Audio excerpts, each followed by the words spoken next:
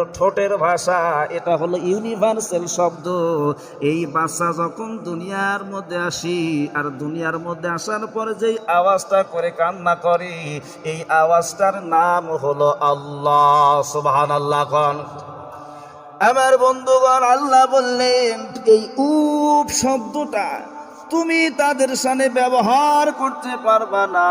আমি আল্লাহ নির্দেশ দিয়ে দিলাম, তুমি তাদের আচরণে, তাদের কথাবার্তায়, তাদের চলাফেরায় বিরক্তি হয়ে উপ শব্দটা মুখ দিয়ে উচ্চারণ করতে পারবা না।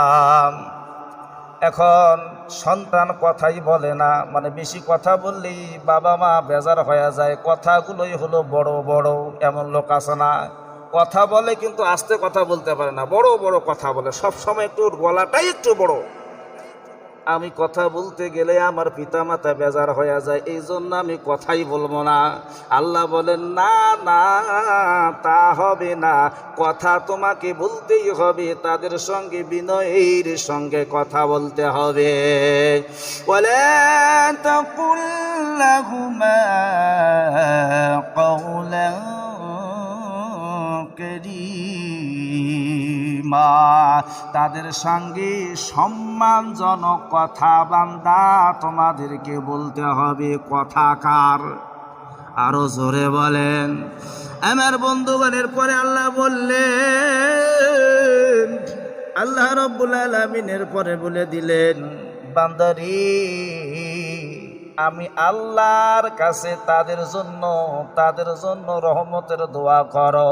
আল্লাহ রাব্বুল আলামিন দোয়াটা কেমনে করব, দোয়াটা কিভাবে করব, ভাষা কেমন হবে, এটাও আল্লাহ কোরআনুল কারীমের মধ্যে জানায় দিলেন।